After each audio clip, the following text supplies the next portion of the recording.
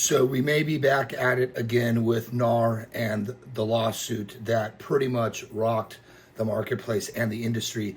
I want to get your thoughts on this. So it looks like there is an appeal in process. They're trying to pull back the NAR settlement, and believe it, who is actually fighting this is NAR. NAR is trying to keep the settlement going, and there are some attorneys that want to pull it back, mostly for the part that they believe that the monetary damages awarded to the plaintiffs is not going to be sufficient enough.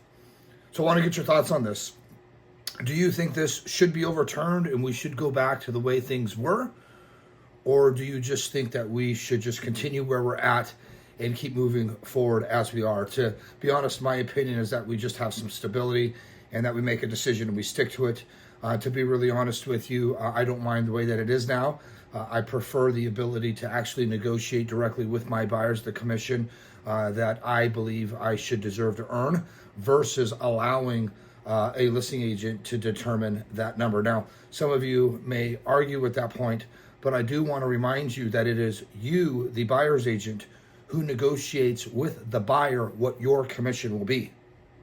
It is then your responsibility when writing the offer to negotiate as much of, or if not all of, the commission you negotiated with your buyer. So for instance, if you negotiated with your buyer a 3% investment in your fees, it's your responsibility to go to the seller and try to obtain that 3% from the seller.